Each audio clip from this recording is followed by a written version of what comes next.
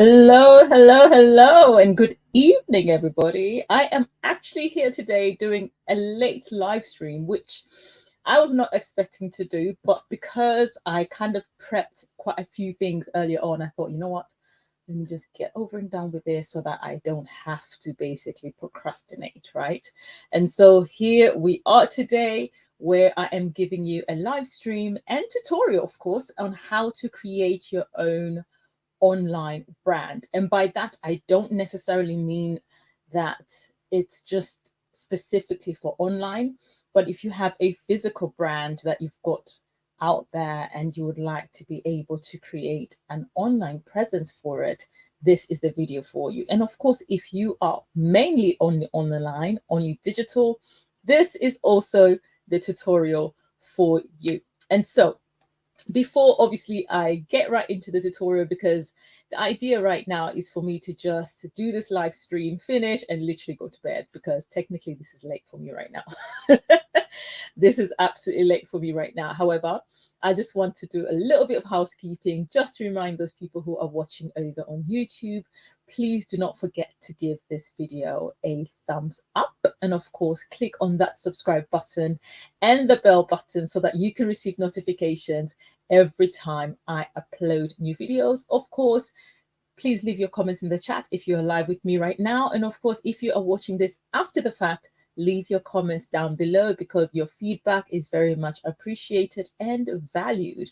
And of course, for those who are watching over on Facebook, because I am live streaming across Facebook and YouTube, please do not forget to like or follow the page that you are watching from right now, which is the Elaka page. And of course, do give the video a thumbs up, and feel free, guys, to please share these videos, whether it be on Facebook and of course on YouTube as well. And so without further ado, first of all, the tutorial, like I said, I'm going to be going through the process of creating your own online brand. So we are going to be making, or should I say, touching base on quite a number of things, which includes the type of platforms you can use, the free platforms that are available to you, the paid for platforms that you can be able to utilize, be it websites as well as software, all the way to basically your name, your logo, etc., that sort of thing. So I made the effort to prepare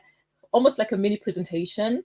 That way it kind of keeps me on task, and it helps you as well maintain guidelines. And so you should be able to either screenshot or write notes down. Do have a notepad with you, or if you're using digital, have your digital notepad ready so that you can be able to write down any information that you find is particularly useful for you. And so I am just going to go ahead and I'm going to bring up the presentation for you to see. Sorry, I've got a bit of a runny nose. I don't know, there's been like a weather change, so I'm not sure what's going on. It's not even cold and I'm getting a runny nose. It's so bizarre. But anyways, put that aside. Okay, so as you can see in the presentation, I'm basically saying online branding, how to get started. Okay, So how to get started with online branding? The first things that you need to look at is basically the basics. Okay, when you're starting from scratch, you always have to make sure that you look at the basics. The basics being brand type, your name, logo, audience, and platform. So I am basically taking this tutorial all the way to the grassroots level. So this is someone perhaps who might have never started an online brand before, who basically doesn't know anything about getting started. This tutorial will help you how to go about doing that. Sorry, my nose, like literally extremely ticklish. I do apologize. This shouldn't be happening on a live stream. I was fine earlier on, and suddenly my nose wants to play up now. It's ridiculous. Anyways, and so let's look at the brand type. Okay, when it comes to the brand type, we are talking in the sense that what type of brand are you trying to create? What type of brand are you trying to put out there? Okay, so for example, if you are in the culinary arts and you are looking to maybe do videos online where you are showing how you make things and prepare things. Okay, so the type of brand would be obviously within the culinary arts and food and things like that. Or if you are looking at gaming, that is basically the brand type where your focus is obviously either do playthroughs of games, reacting to games, anything within the spectrum of gaming. That is the brand type. And it could be something like, you know, TV show reviews, etc., that sort of thing. That's kind of brand on. Or you can do mixed media. There's people who do mixed media or mixed content, where basically they have at least 2 or 3 different things that they talk about. For instance, this Elaka brand, I have basically, since I decided to put focus on only a certain amount of things, it's kind of mixed media where I do tutorials like I am right now, all the way to I talk about the gospel of God, because I wanted to talk about more spiritual things on the channel, and then also maintaining being able to do Fun Fact Friday, which I plan on reviving at some point, and then obviously shorts, kind of like anything goes with the shorts, if truth be told, for the most part. And so that's the brand type. And so once you know exactly what your brand type is, you will be able to know what type of logo, I'm sorry, let me go back, I went ahead, name that you want to utilize. And so when it comes to names, yes, it can be a bit tricky, because sometimes you might fall in love with a name and you're like, oh, I want to use that name. But sometimes not all names exactly can match a brand, right? And so you do have to be a little bit careful on the type of name that you choose for your branding. Now, if at all your brand is named after yourself, you know, that's slightly different, because you've literally named it after yourself.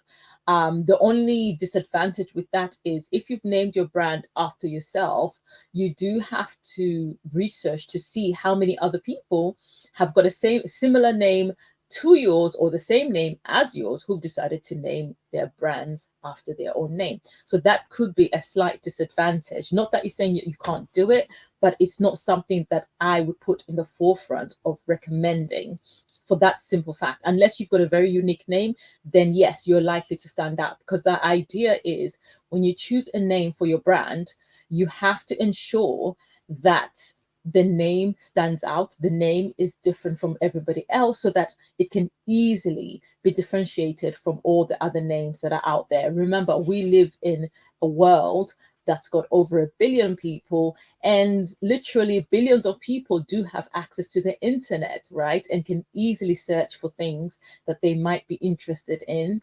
And if you want them to be interested in your brand, it has to be something that's unique to you as an individual, but also to you as the brand, in terms of the brand that you are trying to create.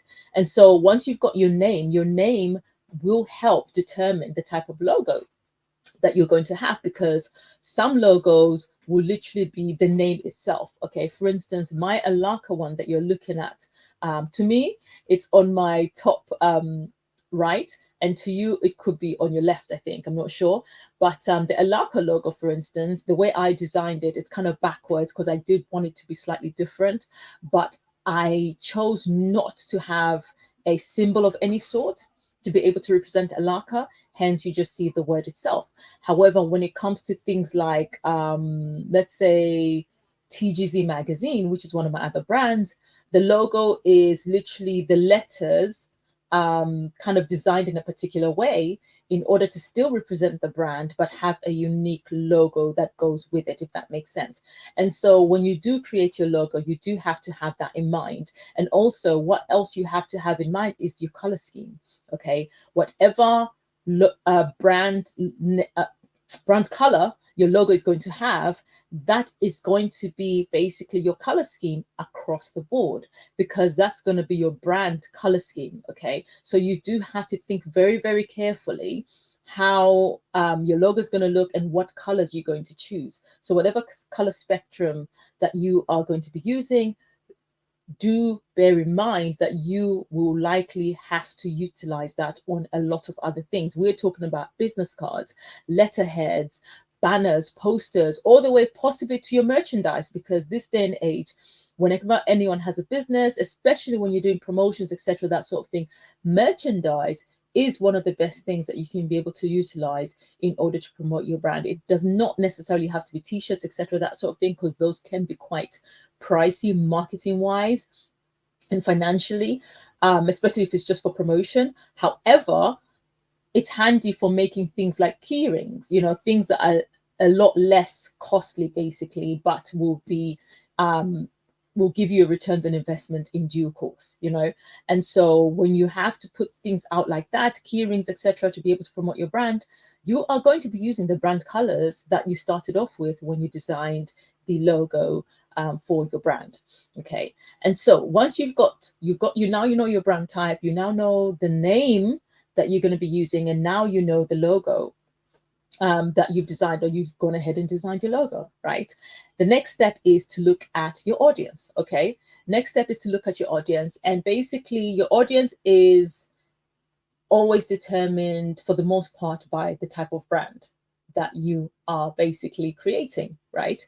And so the audience could vary, to be honest. And so, for instance, whatever brand that you're creating, if you are looking to say, oh, but I want a wide demographic audience, but this is what I'm actually putting out, how do you go about attracting that wide demographic? For instance, if you want to attract both young people as well as older people, and maybe your content is to do with, I don't know, I would say your content is to do with finance. Okay, it's to do with finance. How do you attract young people as well as the older people?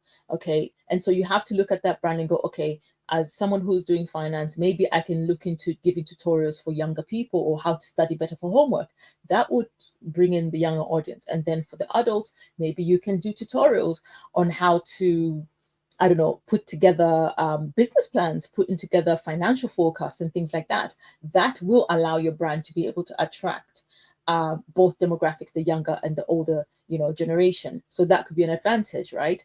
And so that's when I talk about audience, I'm talking about you having thought through how you are going to appeal to that particular audience, because there's no point in you saying, okay, no, I want to appeal to a large demographic, and yet you don't know how you can be able to spread out your content in order to reach those particular audiences. Okay, and so once you've basically determined, should I say, not really decided, but determined the audience that you will realistically be able to attract. Okay, it's one thing to want to attract a certain audience, but after you've basically done your research and you figured who you will and will not be able to reach, then you'll be able to know your actual demographic. That's being able to determine your demographic audience. And so this is when now you have to look to say, okay, I know my brand, I've got the name, I've got my logo, I know the type of audience that I want to attract, but where do I put them, right?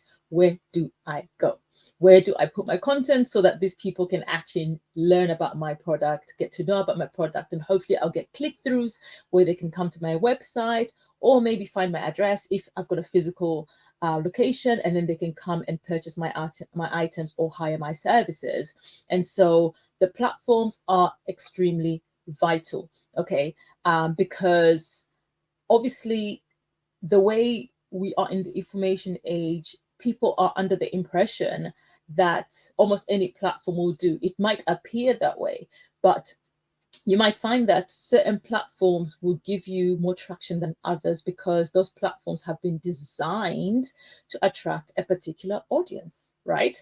And so when it comes to, let's say, for example, I mentioned finance, I'm going to probably keep giving that one as an example because somehow it's kind of stuck in my head. But if you are putting out financial things and things like that, right?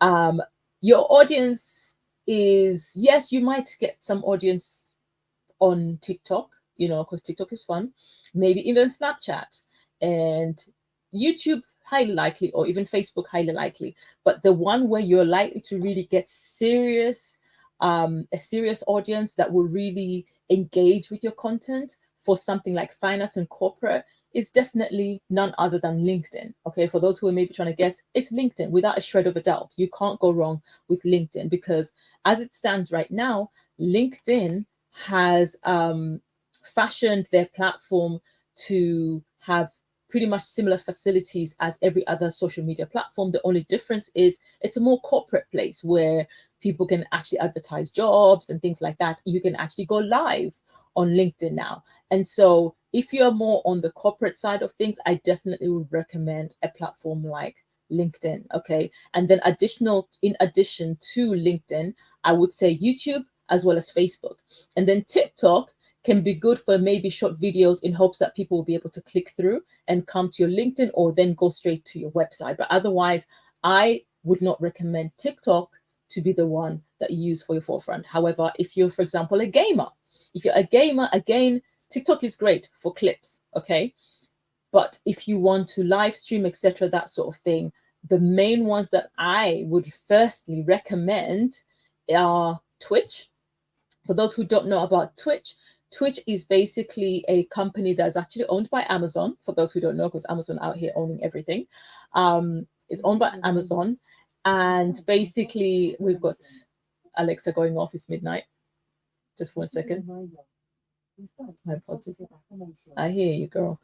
Okay, so Twitch is basically owned by Amazon, and if you've got an Amazon Prime account, you can actually be able to, I think, subscribe to other people's Twitch accounts if you support anybody over on Twitch. Now, for those who are not familiar with Twitch, Twitch is strictly for live streaming, so you can't do video uploads on Twitch. Okay, you can get clips from your live stream and have them reposted directly on Twitch, but Twitch is literally strictly for live stream. So that's why it works very well for people who are gamers who like to live stream their gaming content. For people who like to do podcasts, you can do some kind of podcast type thing on Twitch because again, it's designed for that. And then you can do a lot of DJs. They use Twitch, especially during the pandemic, lockdown, should I say. A lot of DJs went over to Twitch to actually host their music, basically to host their DJing, etc., that sort of thing. So Twitch is really, really good and something that I highly recommend if you are a gamer, if you are a podcast, but if you're a podcast who likes to do your podcast live. Okay, that's the difference. If you like to have a live podcast, definitely I recommend that you go ahead and you use Twitch. And then obviously other platforms that I would recommend for a gamer is definitely YouTube without a shred of a doubt, as well as Facebook. And then you can live stream on TikTok as well after you've reached 1,000 followers, and maybe get more traction over there. However, you are likely to get a higher traction over on Twitch, YouTube, and Facebook than you would for TikTok. Okay, because TikTok, I noticed, is if you're looking to be an influencer and you're trying to explore your brand as an influencers, I think, tend to attract, and this is no disrespect to anybody, they attract a lot of people with a short attention span. Okay, because for the most part than anything, an influencer has kind of, to a degree, because we still get lots of adverts, right? But to a degree, they have taken the place of advertising companies, because what a lot of companies actually do is they'll go and they'll hire out an influencer to go and promote their brand, and then the influencer actually films that particular brand themselves. And then when you see the adverts that pop up on YouTube or on Facebook, you will see that it's literally an influencer holding, their phone, etc., that sort of thing, and they're promoting the brand that way in selfie mode, and that's the marketing for that big company done. And so when it comes to the influencer, because their main job is technically to market products, as a result, people who are looking to sit and watch something more long form, etc., are not likely to watch their kind of content, if that makes sense, because there's a lot about sell, sell, sell, sell, sell, sell, sell, right? And so influencers do very well on places like TikTok or Facebook Reels and Instagram Reels and YouTube Shorts. They do really, really well for that because their audience just like things, you know, quick, quick, quick, quick, quick, quick, quick, quick. Okay. And so as an influencer, I definitely would recommend using short form videos for the most, for the most part, unless you expanding your brand and you are looking to do things that are more long form, of course. But even then, what tends to happen is a lot of influencers will actually divide their content. So their long form content will maybe be on one particular YouTube channel. Maybe they'll create like 2 YouTube channels, right? And some of the content will literally be on one channel on YouTube, and then they'll have a whole other channel where they will basically be doing their more, selling and short form stuff, and whether it be funny or pranks and stuff like that. So you find that they tend to divide it that way so that it's easier for them to sell the products to whatever audience they're trying to sell it to, so to speak. Okay. And then if, for example, you are someone that is, I don't know, medicine, for example, someone that's in medicine, because there's a lot of doctors and nurses, etc., that sort of thing, pediatricians who are on, who actually got YouTube channels, who've got Facebook channels and things like that, or pages, should I say. Definitely for them, I recommend Facebook and I recommend YouTube, because those platforms allow you to basically record your videos, pre-record your videos, edit them, and then upload them to your chosen audience. Okay. At the moment, Twitter honestly has become more or less great for just quick conversation, as it always has, because ever since Elon Musk kind of joined, he's kind of messed up quite a number of things. So Twitter, I'm a bit iffy about Twitter right now. However, I don't know if Twitter Spaces still even works, because it never really blew up. Okay. But with that said, I don't know, for those who didn't know, I recently got told about this literally by Princess AG. She basically told me about Threads, which is the Twitter version basically of Instagram. Okay, so Mark Zuckerberg is outright literally competing with Elon Musk. And it seems really good. It seems really decent. So a lot of influencers, etc., are probably going to be running to that platform because it has an easy connection to Facebook, to Instagram as well, because it is by Meta. So, there's that, right? And so when it comes to platforms, there is quite a large variety of platforms, but we're going to be looking at the longer list for that in a moment. So we're going to move right on to the next slide. And so, like I was mentioning, the name, okay? The name of your brand has to align with the type of product and or service you will be offering. In some cases, it might not matter if, for instance, you are using your own name or a unique name. Whatever the name you choose, it needs to make sense for your brand identity, bearing in mind that you would like audiences to remember your brand name, and it has to stand out from others. Okay.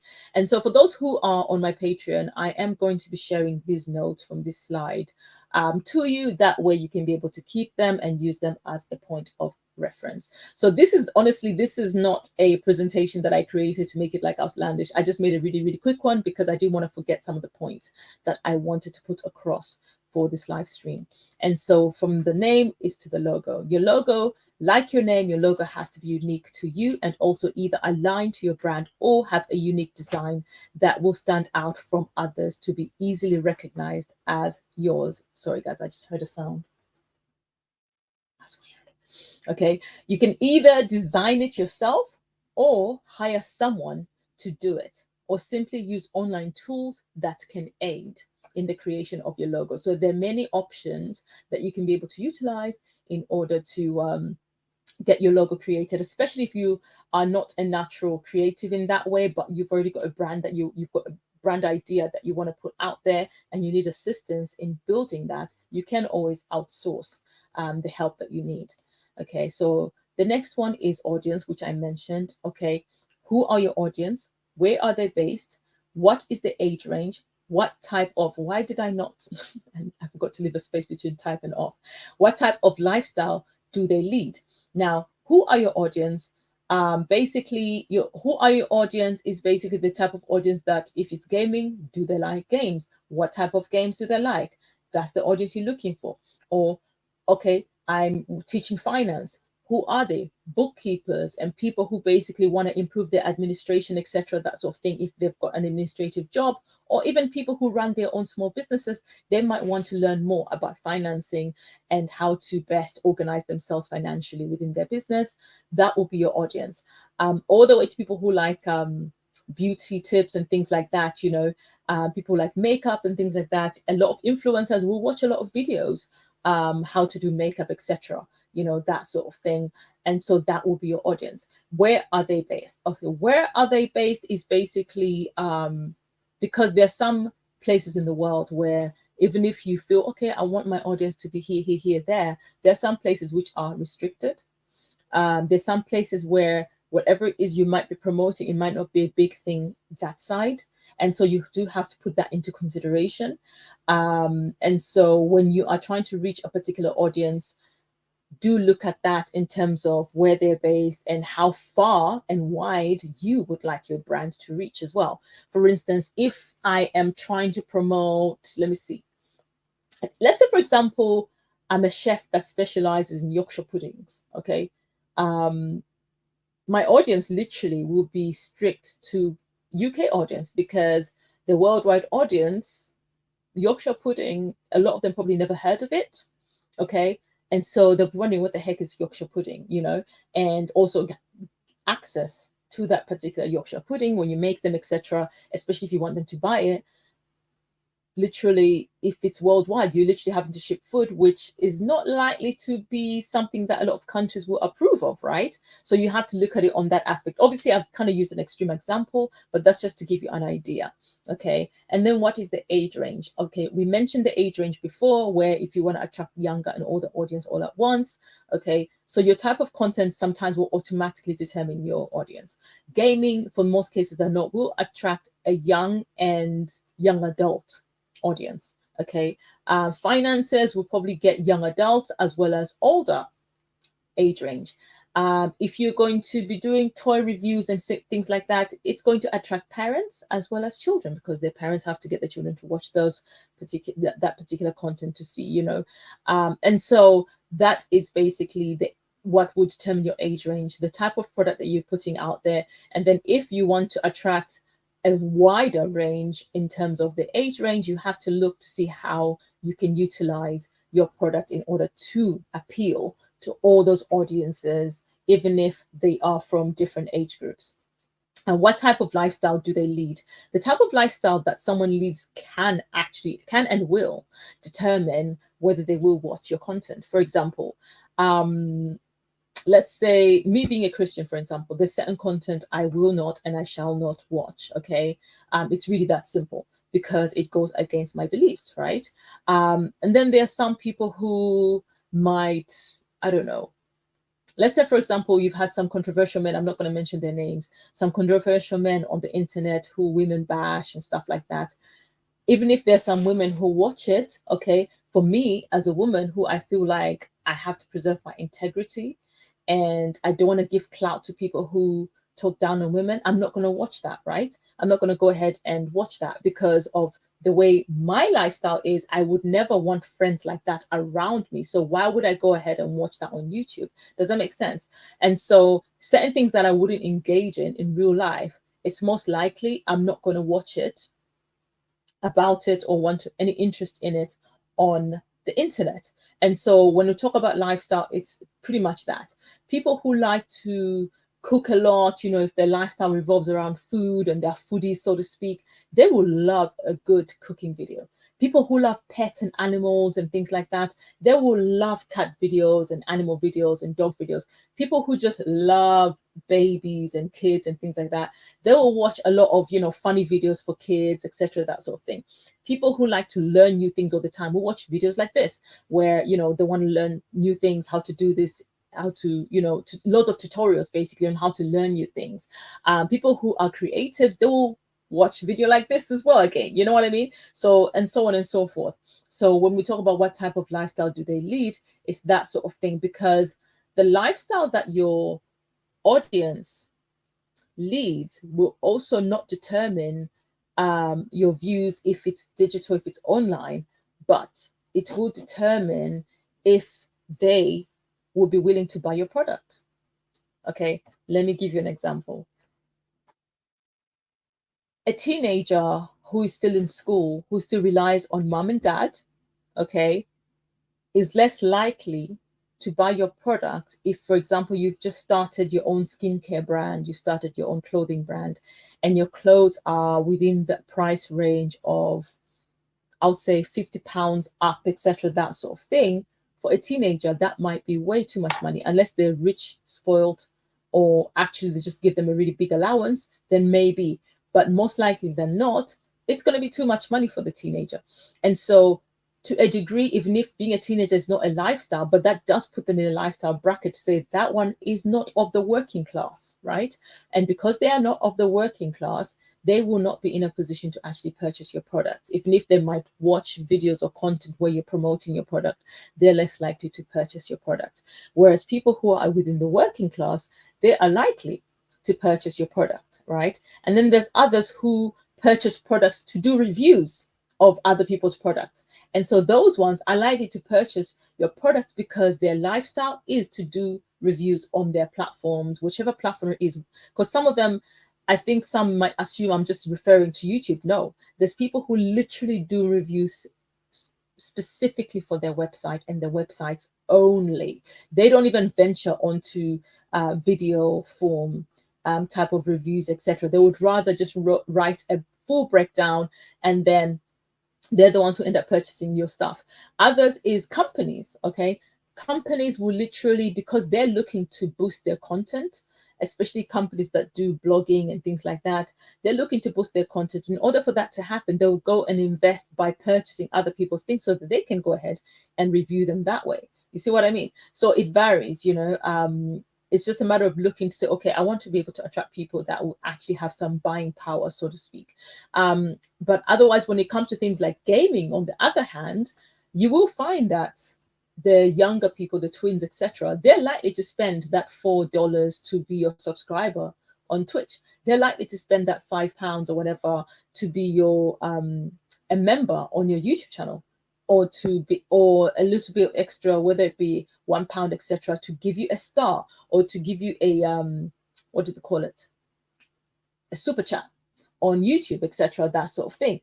Okay, and because that's within what they might be able to afford. So when talking about lifestyle, it kind of ranges across the board for that. So we're going to move on to the next slide. Now, platforms. Like I said, we're going to go a little bit deeper. The first one, if you notice, the one I put at the very top is your website. Okay, when it comes to online presence, nothing is more important than your individual website. Your individual website is actually really, really important, because when it comes to social media, you've seen how it is. You can either be hacked one day, or you might post something that somehow someone has reported, even if it's not such a bad thing. Other people might be hating for whatever reason. That social media platform can literally take away your platform like this, because you technically don't own it and you're using the platforms for free, correct? So your website has to be the most important thing that you put on the forefront. Now, this is not to say, obviously, whenever you're starting a website, it's not easy. Okay, it's honestly not easy to start your website, in the sense that you have to pay money for hosting, and then you have to sort out the design of the website. And if you don't know how to do that, you might have to ask somebody else to be able to actually help you create your website, which is extra money that you have to pay out in order to create your website. However, it doesn't take away the fact that having your own website means having your own literal platform that nobody can actually shut down. Okay, unless you're doing something completely hideous and illegal, yeah, your website will end up getting shut down. Otherwise, outside of that, your website should always be on the forefront, you know. And then obviously the rest, they're not in any particular order. There's Facebook, there's Instagram, there's WhatsApp. Believe it or not, if you download the business WhatsApp, okay, you can literally have business WhatsApp as well as normal WhatsApp on the same phone. And I'm just going to show you real quick. Okay, so don't mind the fact that I've got an extremely broken screen. I don't know if you'll be able to see that. Let me bring that up close. Can you see that? I've got two WhatsApps on there. Which direction am I? You can see the ring light reflecting. I've got two WhatsApp on there. I don't know if they hold still. Upwards. Yeah, there we go. There we go. We've got business WhatsApp and normal WhatsApp right next to each other because WhatsApp has enabled for you to be able. Was I able to add them under one? No, I think I was able to use. I had to use a different number. Unfortunately, you can't use the same number. You do have to have an alternative number for the other WhatsApp, but you can have both business WhatsApp and normal WhatsApp on the same device. Okay. And so the WhatsApp is what I'm referencing is the business WhatsApp, not personal WhatsApp, because the business WhatsApp actually allows you to even promote your brand literally from WhatsApp and across Facebook and Instagram. That it's literally all intertwined, which is amazing.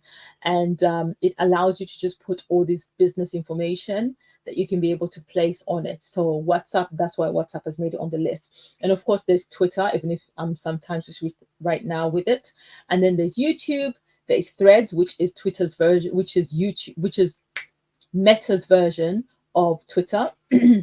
There's LinkedIn, which is more business. There's TikTok and Snapchat. TikTok and Snapchat are very similar to each other. And then we've got Twitch, which is for streaming. And then we've got Reddit. For those who don't know how to, who don't know about Reddit, Reddit is actually really, really great. It's almost like a forum, but you can literally create your own subreddit, as they call it. And then you'll be able to have discussions and post about your brand. And you can even live stream, by the way, on Reddit as well. People do live streams on Reddit. And then there's Tumblr. Tumblr is really, really great because it works almost like a blog type thing. And so Tumblr literally allows you to be able to blog about stuff, add pictures, etc., that sort of thing. So those are the platforms that I'm showcasing, but I'm sure there are so many more out there that I probably have not even mentioned. But these ones that I have mentioned are the most well-known of platforms that you can actually be able to put your brand on in order to market it better, in order to be able to build up on your online presence. And the next one slide is basically what I'm asking is, but how do I create and get my product out there? So you know about the platforms, okay, fine, I have to do my logo and I have to think about how my name is going to be. I have to think about the type of audience, etc. But how do I go about doing that now? How do I create and get my product out there? Well, first things first, you need to look at the type of equipment and facilities you will be needing to use in order to make that possible, right? So this is where you have to first and foremost look at costing, okay? Because the most important thing, especially if you're starting out, you want to minimize your costs as much as you possibly can, because it can get quite expensive very quickly. So minimize costs first, okay? Use as many free websites available as you possibly can. Use as many free software that you can find, okay? Do not be afraid to use free trials. If a platform is offering, especially if the trial is like 30 days, those are always the best trials. And you might probably be thinking right now to say, oh, but if I do a trial, sorry, I'm literally stepping on this cable, it's so long. Let me put it like that. Okay. Basically, you might be thinking, yeah, but if I do the trial and it's only, really, really short, but I like the way it works, and I can't afford to basically pay for it after it's expired, what do I do? The whole point of trying out a trial is so you can get certain work that you might have not normally gotten done had you not even used that particular software done. And also it puts you on a path where you get to learn how to use those particular, whether it's software, the website, etc. You just get to learn a bit more. You get to see the insides and out. And actually, it makes for a great learning curve in order to be able to manage your brand yourself a little better, if that makes any sense. The next one is quid pro quo. Quid pro quo sometimes does work. Okay, for those who are not familiar with quid pro quo, it's basically a favor for a favor. Okay, quid pro quo is particularly really good if you're a small medium enterprise, or if you're creative starting out online, or if you're trying to put your brand online, where you might have certain skills, right? And someone else might have certain skills, and your skills might be something the other person might need, and their skills might be something that you will need. And so you have a conversation with that particular person and say, hey, listen, I've got to offer this, you've got this, how about we work together, and then we can kind of help each other out. Okay, so use quid pro quo wherever you can, because it's almost like a barter system, you know what I mean? And so I definitely highly recommend that.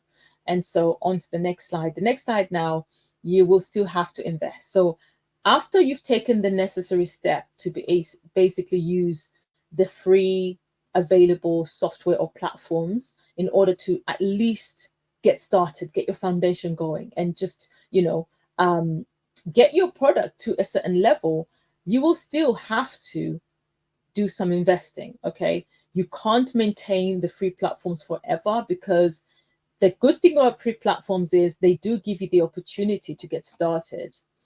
The disadvantage with the con is that they do come with a lot of restrictions, because a lot of the platforms that you can be able to utilize free, they also have a paid version for it. The idea is to get the person used to that particular product, and then if they want certain features added or to utilize, they will have to upgrade and actually start the paid version of that service, right? And so this is assuming after a while you've managed to put your brand together a little bit, you've kind of like moved forward a little bit. Now you're in a position where, so you know what, I do have to invest, because bear in mind, if you do not invest in yourself, you are never going to be able to put out a good quality brand. So you do have to be able to sacrifice some finances in order to get ahead. Okay, and so here on the slide, I'm basically, let me make this a little bit bigger. Okay, and you still be able to hear me. Okay, there we go. So you still have to invest. So domain and web hosting. Okay, it is great to use free services like WordPress, WordPress.com or Wix or Blogspot. But in order to have something you own, but in order to have something you own, you definitely have to use that money. You have to put your money where your mouth is, okay? And so that's very, very important. That's why I put the website in the beginning of the list that I gave you. And here is on the first list, which is domain and website hosting. And by that, I mean domain, which is you purchasing the domain name for your website. And then web hosting is for the website to actually be visible to the public, because you can purchase your domain name, but if you're not paying for hosting, you don't have hosting, no one will be able to actually have access, or you won't be able to have your website visible, basically. Okay, the next one is equipment. And I've put this just around it up as equipment because equipment can vary.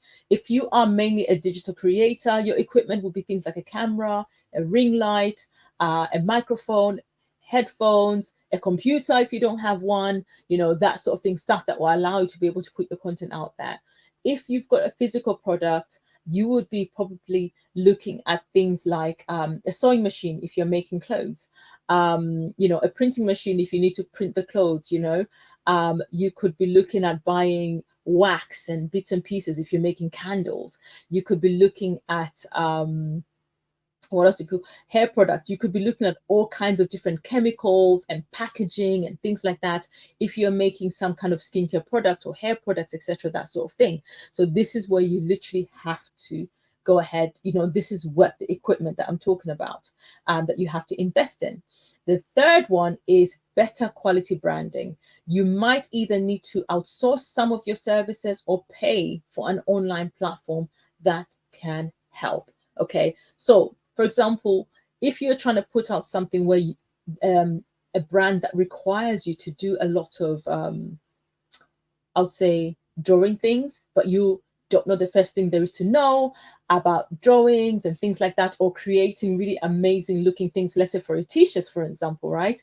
This is where you have to look at outsourcing in order to maintain better quality or improve your brand so that you can have better quality branding, you might have to outsource, or you might have to use platforms that will actually be able to help provide for you something that you can be able to put out there that's one, unique, something that's different, and something that is of great quality.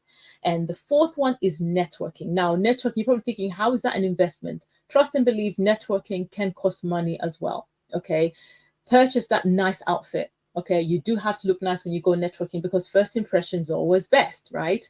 So purchase that lovely outfit that you're going to go out there and actually utilize to be able to give a good impression when you go out networking. Buy that ticket to that business event. Okay, there are loads of business events and conventions, etc., that sort of thing that take place all across the year. Find the one that works for you, especially if it's focused on the type of brand that you're going to be putting out there. Buy that ticket, go there, maybe even purchase what other people have created that's similar to yours, or that's along, that's within the realm of what you are creating, so that you can be able to see what they use. You can be able to test out the quality, because that will allow you to go, okay, I like this, but I think if it was mine, I would have added, etc. That, so I added a bit of this or a bit of this, that, and the other. So it is part of learning. And so that is actually you investing when it comes to networking, whether it be you attending particular parties that are far away or in another city. That's all investing, because you have to pay extra money for transportation. Even just to go to this particular event, you're using money just to get there, right? Even if you had the outfit already in your wardrobe. Okay, you are having to invest in some way, shape, or form in regards to networking. And then the last one is time. Okay, again, you probably question that, what? Time? Yes, time. They say time is money, right? Time is money. Okay, and for real, time is money, because if you procrastinate and you waste time, it will cost you money. If you are offering a service for somebody, the amount of time that you have to put in order to deliver for their service, that's your time. Hence, charging for a product, you tend to charge for the goods themselves, and you charge for labor, because your labor is your time. Okay, so it's really, really important. So like I've written there, they say time is money, and that is very much true. Time invested in your brand gives you consistency to deliver a reliable product. Okay, that is really, really important, because the more time you spend on your brand. Hey, Princess AG, welcome. Welcome to the stream, where we are basically talking about how to create your online brand. So this is literally what I'm going through. Thank you for coming through. So yeah, basically, your time. Okay, you have to try and be consistent. You have to make an effort to be able to be consistent in not just if you are online and putting out YouTube videos, etc., but consistent in making sure to say, okay, what are we doing with the brand today? How are we moving forward? How are we developing the brand? That is part of the consistency. That is part of the time. Take time to do your research. Okay, take time to do your research so that you can be able to actually make sure that you know what your brand is, how your brand is developing, how your brand is likely to be appealing to whichever audience that you want to go and sell or market your brand to. Your research requires your time. You don't just say, oh, I want to put this out, and then you just go ahead and you put it out. No, you have to sit down, use Google. It's there, it's free. Use it to your heart's content and find out as much information as you possibly can. Download as many PDFs as you possibly can. And that is the time that you have to spend. When we're talking about spending time with your brand, it's a lot of research, a lot of online tutorials, learning how to make sure that you avoid any pitfalls that you might come across along the way when you are pushing your brand out there. Because the last thing you want is, when you are at a point where your brand is actually being very successful, there might be something that you might have missed, especially maybe if you didn't particularly go to school for this particular thing. If it's something that you just have a natural gift for, and then you're trying to push and you want to learn the ins and outs, particularly if you've got a registered company and you want to learn the legalities, etc., that sort of thing, it's important that you take the time to read what to do and what not to do in order to maintain your brand. Princess AG says, oh, no problem. It's always my pleasure. Thank you. So we're going to move on to the next slide.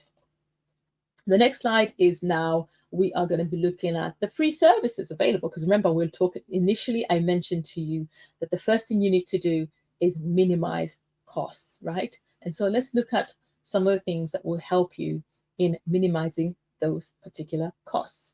Websites is quite a lot of them. Honestly, I was trying to like wreck my brain to try and remember all the other websites that might be available to you. So we've got FreePic, we've got Pexels, we've got Photopea, we've got Unsplash, we've got Canva, we've got Pixabay, WordPress, Wix, Blogspot, Clipchamp, YouTube Audio Library. This is people who are looking for copyright-free music. There's YouTube Audio Library, and then Facebook Sound Collection, which is basically for Facebook. For those who might not be aware, actually, this actually gives me a little bit of a reminder. I had planned on actually playing some music in the background so that I don't have a drab live stream. Is it looping the tracks? Let me just press play from here. Oh, that one's, let me reduce it so it's not too loud. There you go. So this is some music that I got off of YouTube actually. Can you still hear it? There we go. That's fine. Okay. There you go. So YouTube Audio Library, Facebook Sound Collection, freesfx.co.uk. I had to put that one like that just in case someone went to a different website. And this is if you're looking for sound effects, etc., that sort of thing, especially if you make videos where you like to implement loads of funny sound effects, etc., or if you're even creating sets and stories that you're uploading online, you can get free sound effects from there, and freesound.org. Plus there's so many more, but the ones that I've given you are the ones that I know of, and I think the ones that are more commonly known by a lot of people. When it comes to software, that's not going to be as many as the website, simply because software is not an easy thing to create. So to be able to have access to software that is free, that's a blessing. Okay, so software, the first one I put is Photopea, because I think I've talked about Photopea quite a lot. Canva is another one. Even if I've mentioned Canva on the website, part of it, it does work as like the way software pretty much functions, where it helps you create videos, you can edit videos, and you can upload directly onto your social media platforms after you finish editing on Canva. Okay, Clipchamp is a Microsoft application which is available online, so you can literally go to clipchamp.com and actually access it through a browser, or alternatively you can actually download the desktop version and actually use it on your computer. Okay, OBS streaming is a free to use platform that allows people to be able to stream across to YouTube or Facebook or Twitch or any other streaming platform that you want to stream to if you are doing online streaming. Now, OBS streaming also is very good at doing screen recording. So for example, if you are doing a pre-recorded video, okay, so let's say, for example, this is a pre-recorded video and I've got it in OBS. I can do picture in picture. I can make it similar to this in OBS, and then I can do a pre-recording, and then I can edit it and actually publish it online. So OBS is really good like that, where you can conduct streams, because YouTube, all these platforms, you can't just press go live unless you're using a mobile device and you go live via your mobile device. You actually cannot go live on your computer without implementing some sort of streaming software to it. In my case, right now, yes, I'm using StreamYard. However, if I don't feel like using StreamYard, or I've decided not to renew the subscription for StreamYard, I actually opt for OBS instead to do live streaming. Okay, because it still allows you to be able to put in an intro and an outro and things like that. You just have to know how to fashion it around. It's really, really great, and it's free basically to download. And then there's StreamYard. Okay, StreamYard has got a free option. Okay, the one that I'm using is not a free option because you've got my logo showing. However, if you end up using StreamYard for free, you will unfortunately have to make do with the StreamYard logo. However, honestly, that should never be a deterrent, because if you are starting out and you're trying to push your audience, I don't think your audience, if they really love what you're putting out there, you should be able to stream with the free version with the logo for StreamYard showing up. And then with time, hopefully you can make enough money to be able to go for the paid version instead. Okay, so StreamYard basically is available for free, but there's a paid version as well. Device software. Now this one I've literally just put device software because there are several devices when you purchase them, especially when it comes to cameras and things like that, right? They actually tend to come with their own software, and a lot of their software can allow you to go live stream. They also allow you to be able to do pre-recorded videos that you can be able to upload at a later time on your YouTube or Facebook, etc., that sort of thing. So always be on the lookout when you do purchase certain devices, cameras, cameras, I think in particular, anything that kind of is connected to digital creation and online broadcasting in some way, shape or form. It's likely that that particular equipment is going to come with a live streaming or video recording option available to it. I think there's one that I last used. It must have been like Kodak or Nikon or something like that. And it came with its own streaming software, which is actually cool because I looked at it. It was actually pretty cool. And then, of course, there's NVIDIA. Now, for those who are not familiar with NVIDIA is a graphics card company. They provide graphics cards to help basically boost your computers to be a lot faster. Even when you're rendering videos, etc., when you've got a really strong graphics card, it will basically render a lot quicker. And NVIDIA is the one that I've got installed on my computer, hence my recommending it. Okay, with NVIDIA, when you install NVIDIA also encourages you to actually install their software that allows you to make updates to the back end of that particular graphics card. And then it also allows you to connect any gaming, any live streaming that you might be doing. It will actually detect the games that you have on your device, and then it gives you the option to even open those games through the NVIDIA, what's it called? I think the NVIDIA dashboard or something like that, So NVIDIA, I put it there because it is free as well. It comes with your account basically when you open NVIDIA, and then you connect it to your desktop's version of NVIDIA. And so that's with the free software, okay? Because I feel like I said a mouthful. Let's drink some water. Okay. The next one, we're going to look at the ones that are paid for. Okay, so paid services, when it comes to websites, there's websites like Fiverr. Fiverr, I'm not sure if it's available worldwide, but Fiverr is available here in the UK. And a lot of people who are, again, inexperienced are putting their brand out there. They go to Fiverr. And by Fiverr, I literally mean you pay £5 and you can get someone to design a logo for you. You pay £5 and you can get someone to edit for you. This is not to say the £5 is a fixed price. I think it can increase depending on the type of service that you are requesting, but it does start from £5, okay? And then there's freelance. The freelance website, literally you find a bunch of freelancers and you can just give them the brief and then see who basically wins the brief, because there's some who will apply and things like that, and I mean who will apply to the brief that you are looking to, for people to work for you or work on your project, so to speak. But you have to find the right person who might be able to deliver for you, and so that's freelance. Envato Elements is a platform that I'm extremely passionate about because they've just got some amazing templates. I get a lot of my templates from them because they have allowed me to really develop my graphic design skills, because I download their templates and then I literally customize them to the point where they don't even look that original, like the original one anymore, because I have just been tweaking and fidgeting with it, etc., that sort of thing. So Envato Elements, with that one, it's like a monthly subscription. If you join it for a monthly subscription, Envato Elements will actually allow you to be able to download as many of their products as you possibly can. Okay, so once I finish this slide, I'm just going to go and show you some of the physical versions of some of the websites, so just to give you a better idea. Okay, and then there's ThemeForest. ThemeForest is actually under Envato. Envato is the main conglomerate, and then Envato Elements and ThemeForest are under Envato.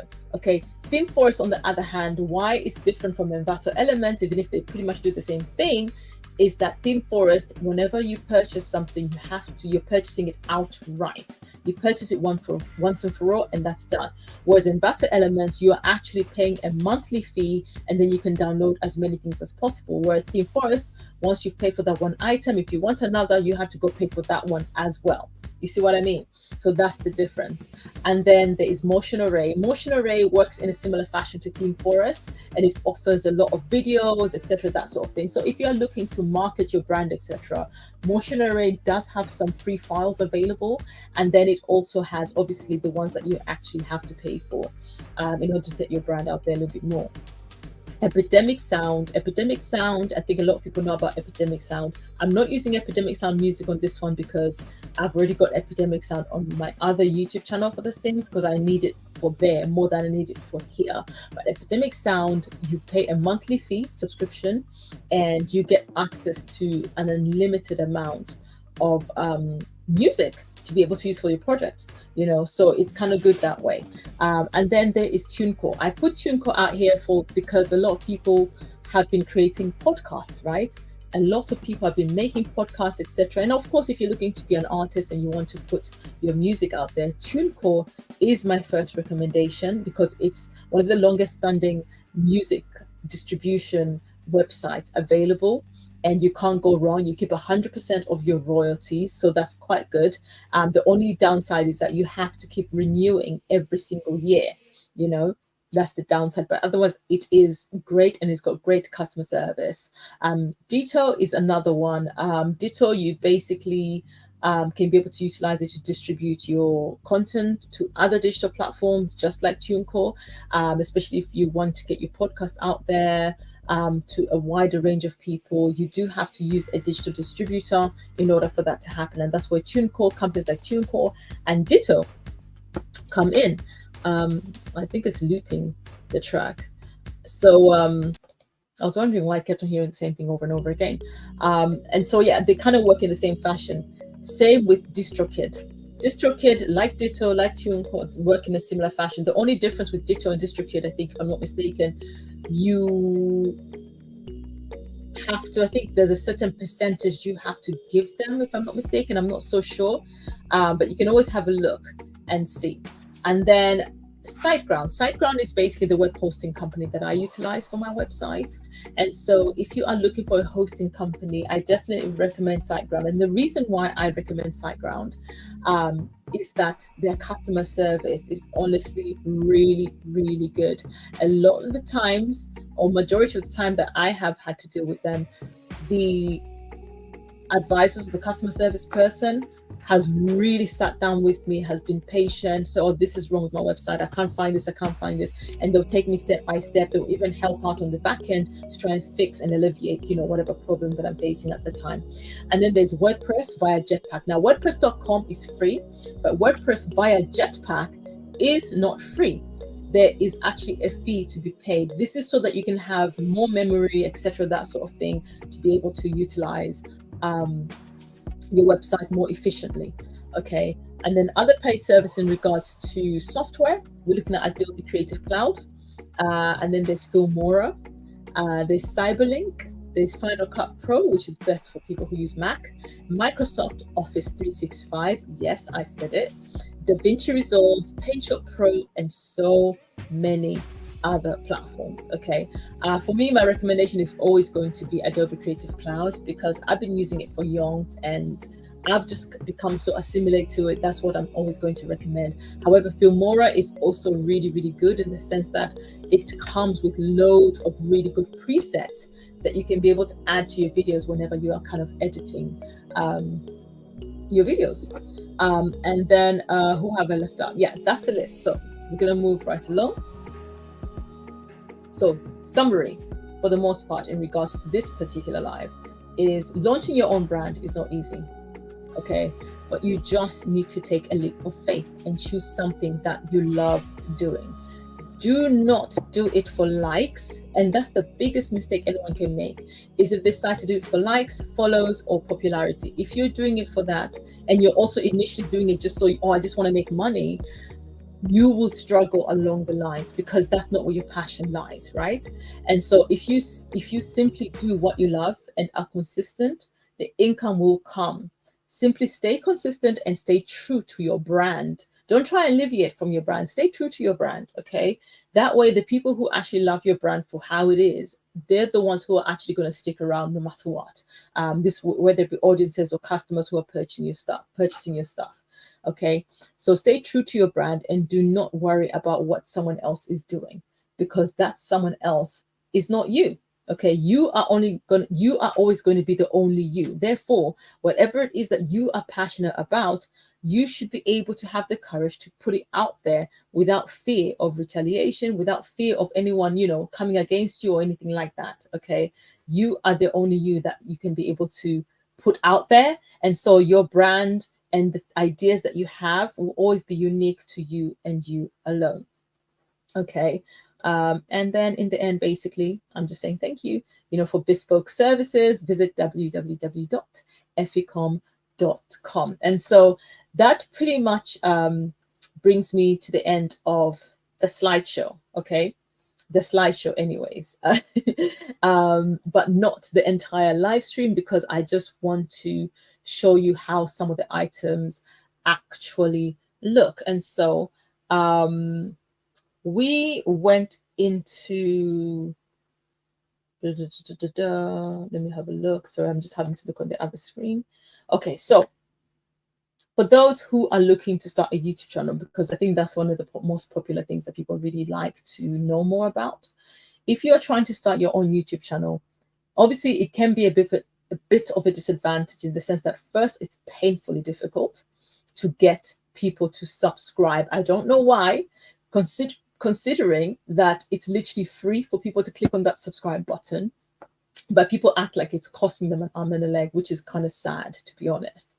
Okay, and so that aside, when you are looking to expand on it, even before you get monetized, there's certain workarounds that you can be able to utilize for YouTube, in order to make your brand more visible, in order to be able to even sell merchandise to your audience or your customers. Okay, and I say this to say, whenever people have a YouTube channel, only when you are monetized are you going to be in a position where you can have the online store connected to a YouTube channel. So a lot of people are under the impression that unless they are fully monetized on YouTube, only then will they be able to have a merchandise store.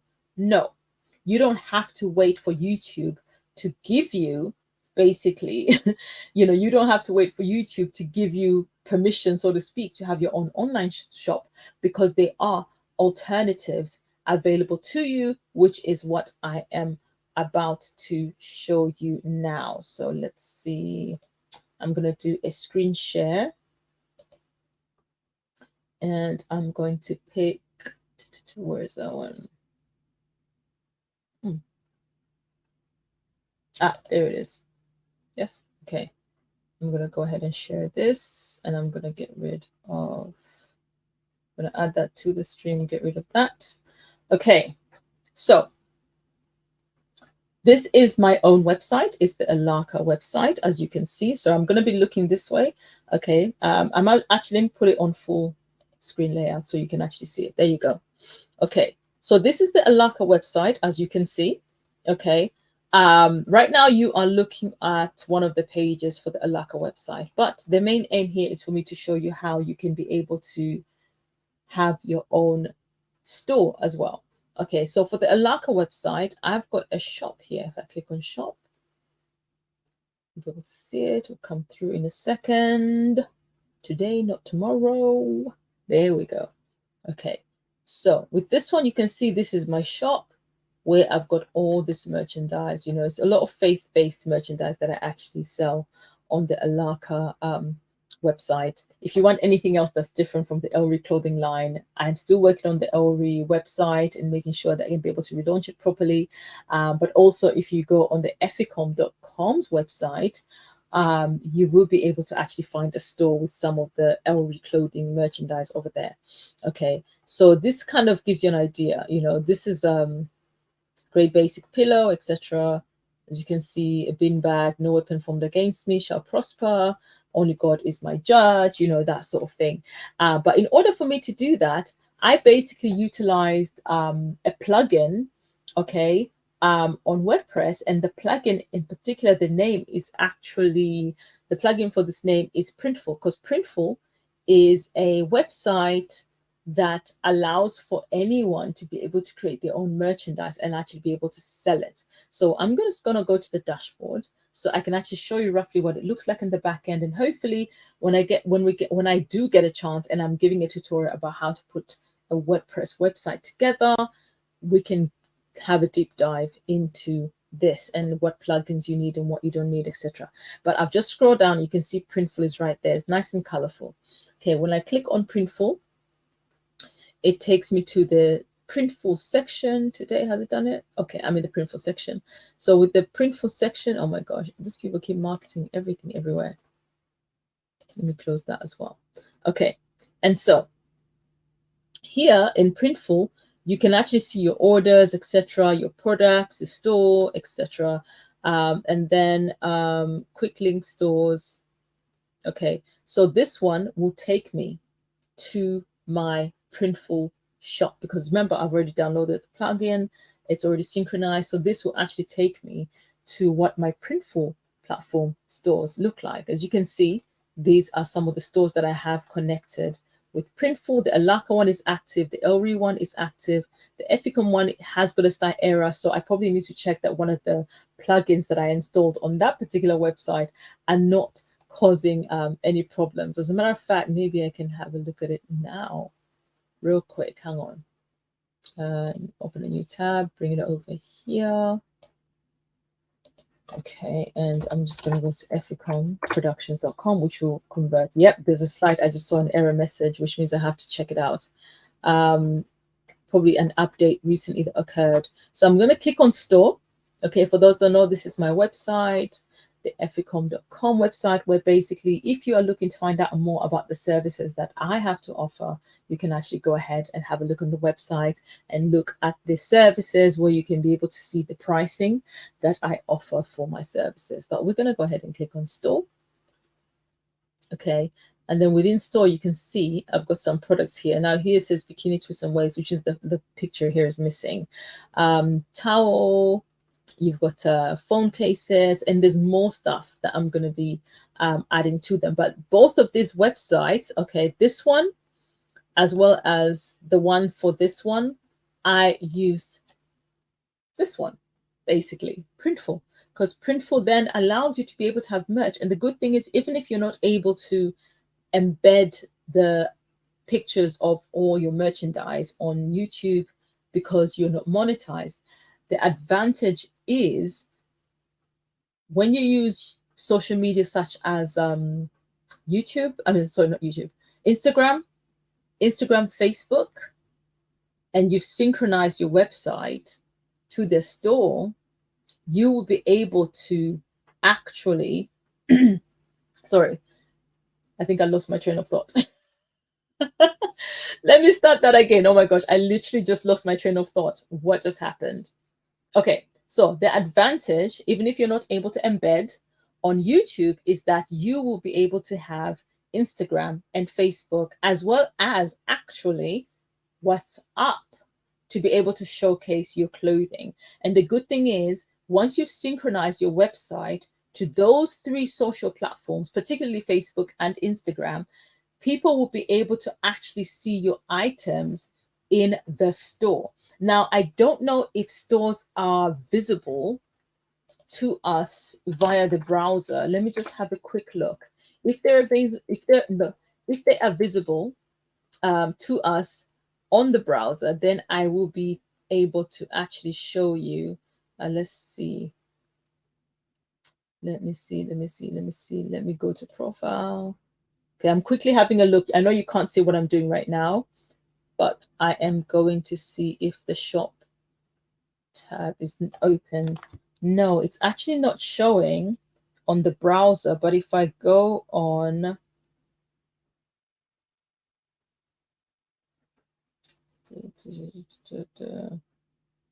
if I go on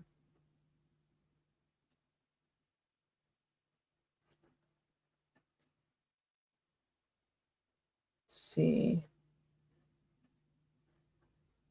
is it showing my shop on here? Oh no.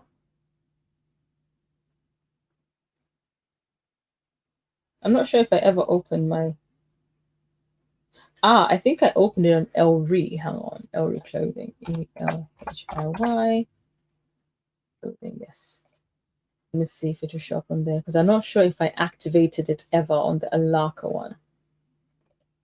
And okay, it's not showing up on here as well. That's interesting. Let me see what this is saying.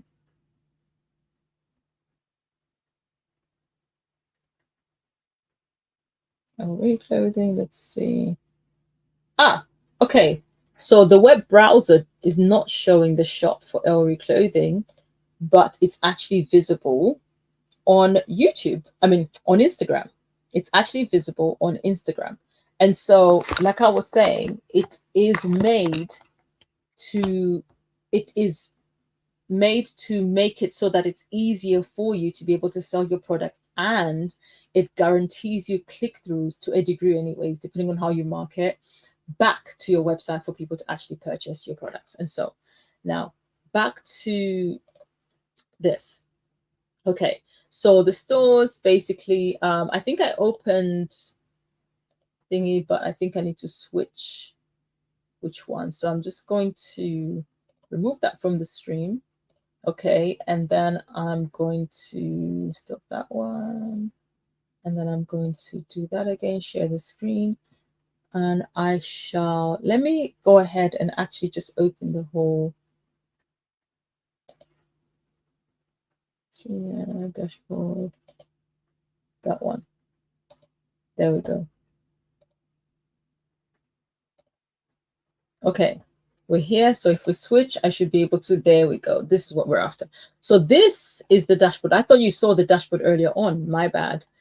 So this is the dashboard basically for Printful.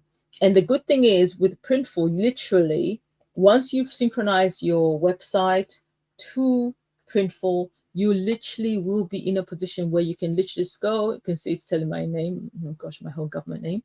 And you can just choose. So in order to start your product, you'll be able to go on the side, choose the product that you want, and then go ahead and create. Obviously, when it comes to this is where things like Canva, if you're not good at digital designs, etc., that sort of thing, you can be able to utilize that in order to be able to create your designs first and then implement them onto here.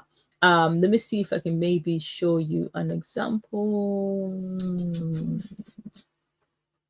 Product catalog. Yeah, I'm gonna go here, product catalog, and then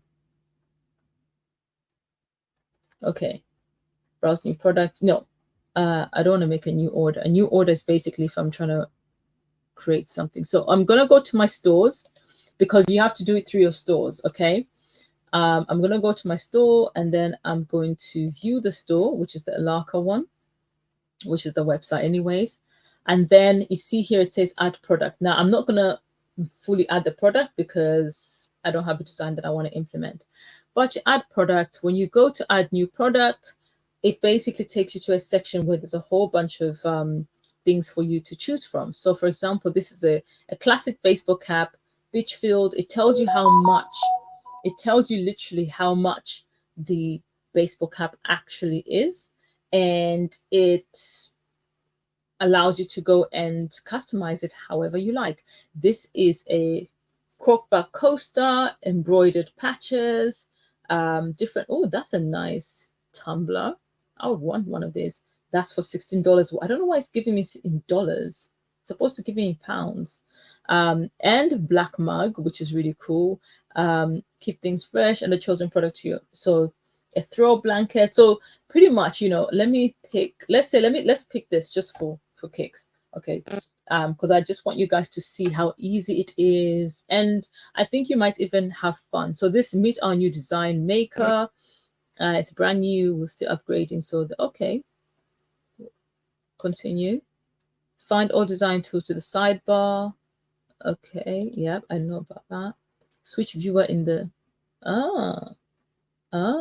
okay, and then start designing. Okay, so they've done some upgrades since I last visited this particular back end of the website.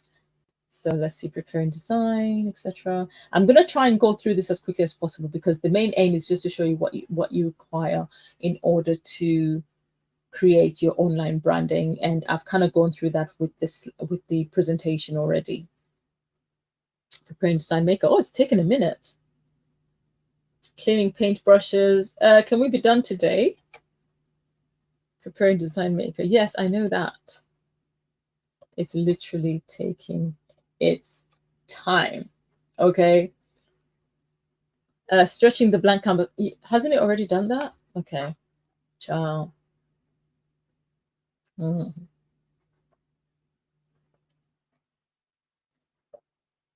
Come on, good. Let's move on.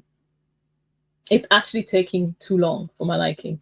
I'm actually going to go ahead and I'm going to close Instagram on there because I don't need all of that open right now. Seriously, why is it taking so long? Okay, so whilst the Printful is deciding to kind of load, other little things that I would recommend for you to be able to utilize when it comes to creating your online branding. And like I said, a part of it, yes, try and minimize your costs. Others is being able to use free platforms. Now, the free platforms that I mentioned, amongst them, one of them that I mentioned was WordPress.com, right? WordPress.com, Wix, and Blogspot.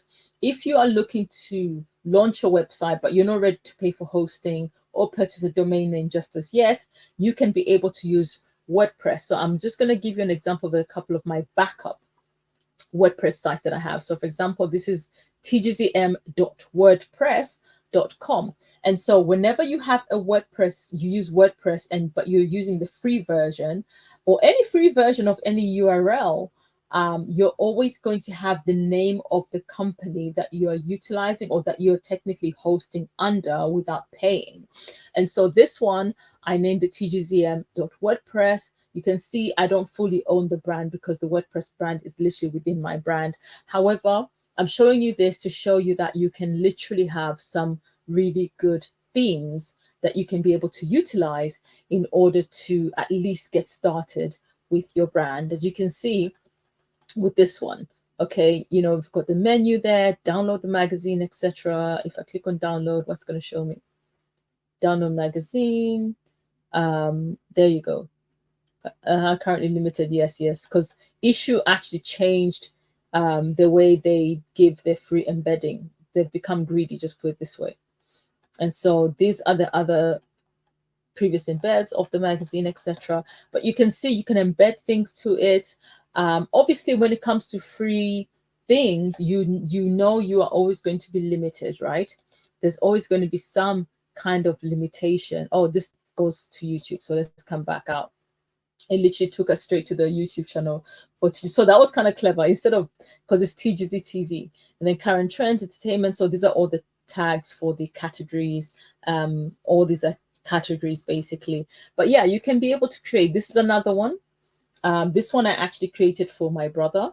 I can see Gaetano enterprises.wordpress.com or Gaetano Ent. I didn't want to make the word too long, but this is basically him just getting started. As you can see, it provides some really, really good template. And then the final one, which is literally the exact same template that I used for TGZ Mag, I used it for ZM charts as well. Okay, and like I said, you can see even if they're two different websites, using the exact same template, there is a slight difference to the template because of the branding. Okay, you can see I've still got the old logos on there. That's how long ago I actually touched on these websites. And so WordPress.com, others that you can be able to use are things like Blogspot. or Wix. So if I'm not mistaken, I don't know if Blogspot still works the way, because I know they did some changes. Okay, Blogspot, let me do that. Okay, Blogger, yeah, it's actually Blogger. Blogspot, Blogger, same thing. So Blogger, oh wow, I've got some old stuff in here. I've literally got some old stuff in here, as you can see, literally. But I ended up actually pushing them over. But yeah, Blogspot basically is one that you can be able to use for free. It seems they've got some, you can have some earnings there by the looks of things. There's themes that you can be able to choose from in order to get your website up and running, etc. Similar to the way they work on WordPress. Another one is Wix. Okay, Wix.com is very, very popular, especially amongst the young creatives. They really love Wix. Personally, it's not my favorite because some reason, I don't know why. I've just never really been a big fan. I've used it before, but I've never been a huge fan of Wix. So you can be able to basically utilize the Wix website, and once you register, for example, if I want to create a free website using Wix, my name will end up being elaka.wix.com. The same way, if I want to create my website using the free version of WordPress, my website is going to be basically elaka.wordpress.com. If I'm going to be using Blogger, my website is going to be elaka.blogger.com. But that's if I decide I'm going to go and use the one where I'm actually paying. Then I have to go via a web hosting company, which in my case is StreamYard, where I pay a service. I pay to purchase the domain name, and then I pay for the hosting. And then I take my hosting and I use WordPress.org, not WordPress.com, but WordPress.org. For me, my personal choice for my businesses was WordPress because I was able to customize my designs for my websites, etc. the way I want, and I just kind of like the way it easily integrates with a lot of things. This is not to say the other ones do not. I've just gotten accustomed to using WordPress, and so in order to be able to actually have your own domain name on WordPress, there's a couple of things that you might be able to do.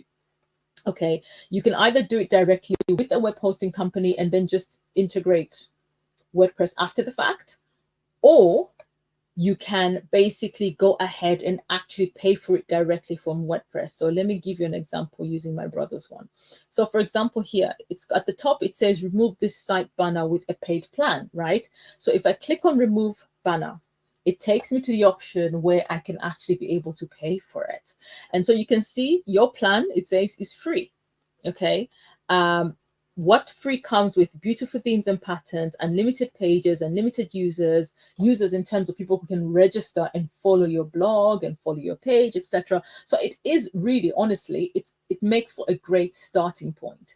Okay, unlimited users, time machine for post edit, built-in newsletter and RSS, brute force protection, smart redirect, online forever, and 10% transaction fee for payments. So if you decide to pay for certain things, like if people, I think, want to transact things through your website, the 10% transaction fees, that comes with a free one. I mean, I've never used WordPress free version to that extent where I'm doing paid transaction and whatnot. So I've never actually seen this in action. It says credit card fees are applied in addition to commission fees for payments. And then obviously you can have paid subscribers, paid content gating, donations and tips, payment buttons, visitor stats, spam protection with Akismet, limited automatic shares in social media, and contact form. So wait, is this all under free? That seems a bit odd that this is under free. I think it is. And it gives you 1 gigabyte of storage, okay, which is not too bad, I suppose. Or you can go ahead and choose the other plans. Personal, where you pay $4 a month, I think, $4 a month, but it's billed annually. So you would have to pay for it annually, which is still not bad because you end up paying $48. Honestly, that's really, really good. Okay, obviously it doesn't come with that much, but it does come with the freedom where you get to have your own domain and you have the advantage of being able to use plugins. The disadvantage of the free version, you cannot add plugins. So for instance, if you're trying to implement a shop on the free WordPress, you wouldn't be able to do it because you would need the Printful plugin to be able to add it, and that will only apply when you're paying for a service. And then obviously the premium one offers everything that's available in the personal one plus a bit more, where it basically says free domain for 1 year. So it gives you a free domain for 1 year, just like the personal one. Live chat support, premium themes, earn with word ads, where basically kind of like Google ads, which, to be honest, if you are already paying for hosting elsewhere, you can still implement Google AdSense, and which is free, and then you can actually start earning from that. Style customization, 4% transaction fee for payments. And so basically the transaction fees are actually less. So the first one is 10%, the second one is 8%, and then the third one is 4%. And by transaction fee, they're basically talking about if people are trying to purchase things from your website, companies a lot of the time do charge a transaction fee, right? And so the transaction fees are less the more you are actually already giving them. So they're quite clever about that. But yeah, roughly that's how it looks. And so when it comes to the Wix and any other platform, because there's a lot more, there's another one I think called Webs. Oh my gosh, Webs. I've used quite a lot of free, like I said, utilize as many as you possibly can until you get to a place where you're like, okay, I've got enough budget in me to be able to actually pay for web hosting. I remember I once used Webs. I'm not sure even my account is still active, but Webs is another one that's really, really good at providing themes and things like that for your website. And there's another one, with this particular one, honestly, I can't remember, but there's loads of websites like this. Personally, when I used Webs, I actually loved using Webs. The reason being is their URL is very short. And so when I had mine, and I think I used to call mine Epicom Productions. Now I've just changed it to epicom.com. I used to call mine fully Epicom Productions, which is quite long. And if you've got a long name, for instance, it's always better to go with a platform that, especially if you're going to be using their hosting, if you're going to be technically subletting yourself, if that makes sense. Yeah, if your website is going to be like a subdomain, basically. One with a shorter URL definitely is handy. It doesn't mean that it will always be the best platform, but it's definitely something that could be very handy. For me, I did find it handy because had I, for instance, used epicomproductions.wordpress, that would have been ridiculously long. My recommendation, though, is try to see if you can actually make your name shorter rather than long, because shorter names are easier for people to memorize, and they're easy when people memorize them. If they don't have anything physical to remind them of what your URL is, they can be able to manually type it in without thinking, oh, they can't remember the whole thing. So when it's shorter, it's actually easier for them to remember. So let me just close that. This is Wix. Yes, with Wix, like I said, these are the type of templates that it has, so they vary. It does have some really, really good templates, but then again, all over the internet, there's some great templates out there. Okay, so let me close Wix, and then let me see if Printful has finished loading. Ha! The lies you tell. The lies you tell. Let me just close that. Okay, and then I'm going to go ahead and that's the weirdest thing. It literally was buffering the entire time. And I'm so glad I actually decided to move right along, because the fact that it was buffering all that time, and had we been sitting trying to wait for it, that would have been a disaster. So let's try again one more time. If it fails, I might have to do a pre-recorded video where I show you step by step of how I go about doing this. Okay, so click on the design. Please don't take the same length of time. It's never done this before, by the way. Have you ever heard of Sod's law? Like, everything that could possibly go wrong will go wrong when you want it to actually work. You know what I mean? Hey, Miss Dogan. How are you? Welcome to the live. I hope you find this tutorial useful, and hopefully you'll be able to utilize it for your own brand. So, okay, it's literally doing the same thing. Okay, I'm probably just going to have to skip this part, guys, because I have to be going to sleep and finishing this live ASAP. Okay, so that kind of like at least gives you an idea, right?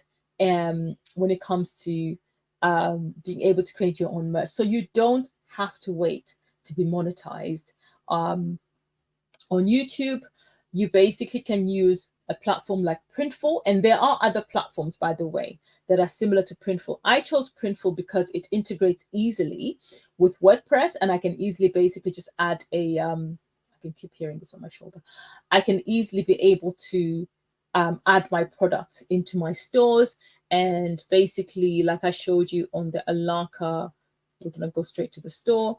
The end product comes out something like this, you know, and you honestly cannot go wrong, especially if your store gets easily synchronized to Facebook. As a matter of fact, let me see if I can show you really quickly on Facebook, because I think with Facebook it does show Elaka in there. There we go. With Facebook, actually, it might show you the yeah, there we go, shop. Okay, can you see that? All these items literally are exactly the ones in my website. So let me just move this right next to the website. Okay, so if I go through, you can see it's got the item there. These are all items that are on my store. I didn't have to manually add them to Facebook. I didn't have to do anything apart from just synchronize the store, and it loaded everything on here. So if someone is trying to purchase my items from Facebook and they click on it, they'll be able to make the sale, and the sale will come through to my website. So it's a huge win-win. So you might not necessarily have it like that on YouTube where it's at the bottom of a video, but you can literally put it in your description. Okay, feel free to utilize your description to be able to say, hey guys, I've got this merchandise. Make sure that you are, you know, you go and you purchase it onto my, you know, on my store. And the other advantage that you might have as well is YouTube now, let me go here because this is the studio, so I can't go there. YouTube now have made it so it's possible for even even people who, let me just go to this, let me go to my channel. Where's the option? View your channel, yes. Okay, even if people who are not monetized, to be able to post, okay, on community tabs. If you remember, before, the community option was not available unless you were monetized. Now, it's been a while now, actually. They implemented this quite a while now. But you can actually go on your YouTube, go to your community tab, add an image poll, a text poll, a quiz, which is new by the looks of things. I love that. And you can this thing go away so that I can, thank you. You can also add a video, an existing YouTube video. So basically, if I click that, it will ask me if I want to, I just attach the URL, and then it will attach it to the community tab. And so you can basically take your product, post the picture of your product, and then above it, just the link to either where exactly to that particular item or to the entire store. And then there you have it. Even if it's not integrated in the exact same way as people who are monetized, you still have been able to somehow make your YouTube followers and subscribers, you've made them aware that they can actually go and get your merchandise on your website. And that's the beauty of being able to use your website and being able to use Printful, because you get to synchronize it on social media, but also you can still be able to just go ahead and promote it on your YouTube description as well as within your YouTube community tab. And it's honestly becomes a win-win for everybody. And also, so other social media platforms actually end up showcasing your items without you doing too much work at all. You know, that's a good thing about that. What else did I mention in the, I'm just trying to remember what else I mentioned in the slideshow that I wanted to just delve into a little bit more. Mr. Ogan is saying, I'm good, I'm late, but I hope I get some great info as well. I hope so. I mean, feel free, obviously, you can always do a replay. You can always do a replay and catch up on anything and take notes. Make sure you do. You cannot watch, just a word of warning for anybody that's watching, you cannot watch this tutorial without a notepad and taking down notes, because I do cover quite a lot of things in terms of just the overall picture on how to go about launching your brand and the type of equipment versus software versus online platforms that you might be able to utilize for either for free or paid for. Okay. And so what else did I make a deep dive? So Printful is definitely something I wanted to mention because it technically falls under the paid for, because you need the paid for version of WordPress. With that said, Printful does integrate with other platforms. I don't know if it integrates with Wix, but I have a feeling I think Wix might have their own store that you can be able to utilize. And so Wix, I'm not so sure. I don't know which others. I think Shopify, I think maybe might use it. I know there's others that are connected to kind of Facebook, etc. But you should be able to integrate Printful with that as well in order to get your merch out. Now, when it comes to software, I think I mentioned Photopea. Let's just quickly, let me see. I don't think I can be. Can I add both at the same time? Okay, it overshadows the other one. Okay, that's fine. So we're gonna quickly just gonna go back a little bit. Okay, so the paid for services, these are the paid for. We're gonna go to the free ones because I think people are probably more interested in that than anything else. Okay, so the free ones: Freepik Pexels, Photopea, Unsplash. They are actually Unsplash, Freepik, and Pexels are all free stock images and stock video platforms. Okay, so if you're creating something that you need imagery or anything like that, that's where you get that stuff from. Photopea, like Photoshop, and I think I explained in the previous video, it works as a photo editing option for you without having to pay anything towards it. Pixabay is similar to Unsplash and Pexels and Freepik in the sense that you can get free stock imagery as well as videos. WordPress, I mentioned, WordPress.com is the free one. Wix, I mentioned. Blogspot, which is also Blogger, I've mentioned that one. Obviously, when it comes to videos, we've got Clipchamp. Clipchamp, I do give a full tutorial that I gave, I think, quite a while back now. You can actually go and watch that one if you want to learn how to use Clipchamp. As a matter of fact, let me see if I'm able to retrieve it. Okay, and then I will share it in the chat. Where is Clipchamp? How to use Clipchamp? Of course, it's separated everything. There we go. So it was a live tutorial that I provided. Let's copy that link. And then I'm just going to share it here in the comments to everybody. So for those who want to learn how to use Clipchamp, Clipchamp is great because it's a perfect alternative to using Adobe Premiere Pro or anything like that, as it allows you to use it for free. And you can do quite a lot of editing. It's quite pleasantly surprising on the amount of editing you can do. It's got some smart features where it automatically can confusing the word, not dictate, detect your aspect ratio of the content that you have first added to the timeline.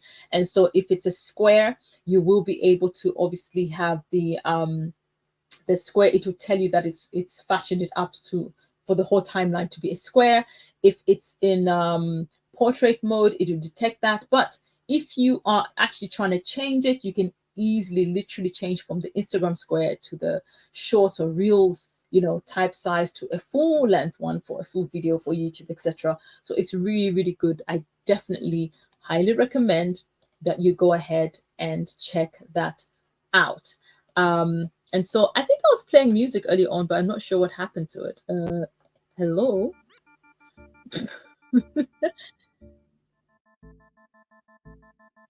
Okay. I even forgot I was talking so much I didn't realize the music had actually stopped.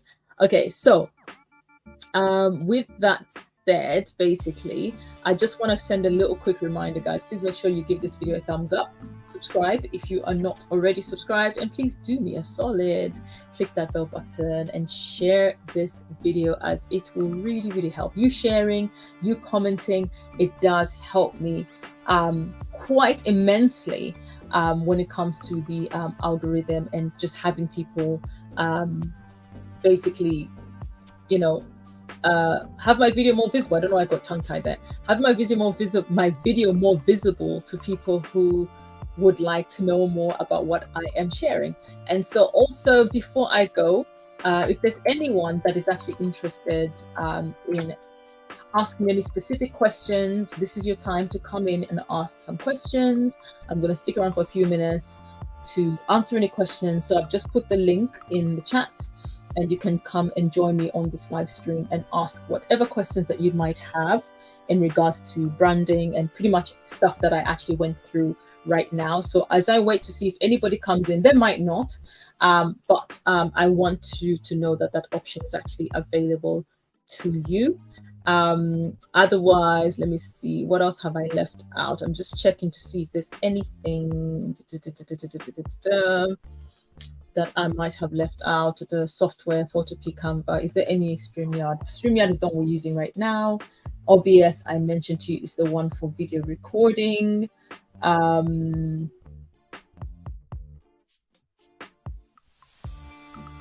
Literally, I don't know, I think it's after midnight. I'm hearing sounds coming because my window is like wide open outside on that corner, kind of freaking me out a little bit.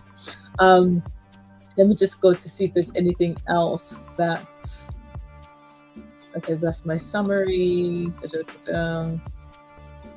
Yeah, time. Minimize costs. Yes, quid pro quo. I think, guys, I've actually provided as much of information as you need. Obviously, in the future, I am going to be probably dissecting some of the software or platforms that I have suggested, so that you can be able to have more detailed walkthroughs. I can't think of any questions, but after I go back and see it all, that's no problem, Mr. Ogun. That is no problem at all. So yeah, I'll be able to basically give a little bit of a deep dive, I think, at a later stage on some of the more individualized. For example, I actually put a poll for those who are on YouTube. I did put a poll up asking what you would like, which tutorial you would like, how to edit YouTube videos, how to create thumbnails, how to create WordPress websites. So you guys do let me know, and I will have a look at it at the end just before I close this live stream. I'm just trying to think if there's any other pointers that I might have missed out, because I hate having to forget advising on something and then realizing, oh shoot, I should have said this, or I forgot to say this, that, and that. And so I'm just going to remove this from the live stream. Let me see. Yes, remove it from the live stream and bring myself back on. There we are. And so yeah, I think honestly, guys, that kind of brings me to the end of the tutorial. To be honest, I'm happy that I've done this, because I've been wanting to do this for a long time, and also I am practicing being consistent, because at the most part I want to see how I manage with the pace of uploading videos every single week. Thank you, Mr. Hogan. Oh God. Thank you, like you love it. Thank you. And so I want to try and basically just practice being consistent, because I'm here advising people to be consistent. I have been quite notorious of not being consistent, but I want to get on the path where I'm a little bit more consistent with my content, not just here on the Elaka YouTube channel, but also across on my Sims YouTube channel, and then also to kind of kickstart or re-kickstart the TGZ TV YouTube channel. But in order to do that, I need to be able to manage my time better, because sometimes it can get overwhelming when you're doing multiple things. And so I want to just be able to schedule it. So I'm like, for example, on here, maybe 2 videos a week, and on the other one, 2 videos and 2 videos. That way my time is not too stretched out and I am not too stretched thin. So I'm hoping I can be more consistent. And so now I'm just going to end the poll. Obviously, my live is a small one, so I'm just going to end the poll, and then we can have a look at the result. What would you like the next tutorial to be? How to create a WordPress website is the one that got majority of the votes. Okay, So that's going to be my next tutorial. The next tutorial that I'm going to be scheduling is what would you like? Is how to create a WordPress website. And I think that one would be very handy for those people, especially the tutorial I've just given today. If you're looking to put your brand out there, definitely creating your own WordPress website is going to be, I think, very vital. And so with that said, and without further ado, I just want to send another final reminder. If please you have not yet liked this video, go ahead and give it a thumbs up. Go ahead and subscribe if you're not subscribed to my YouTube channel. If you're watching over on Facebook, please do go ahead and follow the page, which is the Elaka. It's literally / I think official Elaka on Facebook. And of course, share this video to those that might be interested in sharing the video. If you are looking to support my platforms, I do not have Cash App because I think people use Cash App quite a lot. I do not have Cash App. However, you can support me by going to my Patreon page, or you can go over to PayPal and support me via there. So those are the best ways you can be able to support my channel. If not via those methods, you are actually free to go ahead and purchase some of my items from the Elaka website. I'm actually going to go ahead and I'm going to actually post the link to the Elaka website in the chat, so you can be able to access. There you go. There you go. So you can support me that way.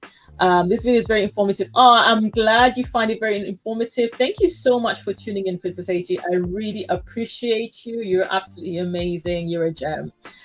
So yeah, you can support me that way. And of course, obviously, the freest way that you can be able to support is just make sure that you give those thumbs up, share it to people, just let people know. That way it will help push me up in the algorithm. Otherwise, from myself, now before I go, I just want to make sure that the ticker and everything is kind of gone. It's the tedious part of doing all of this, right?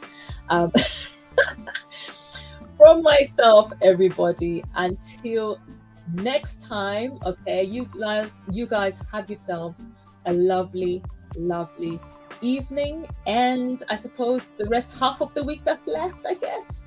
Take care. For me, it's good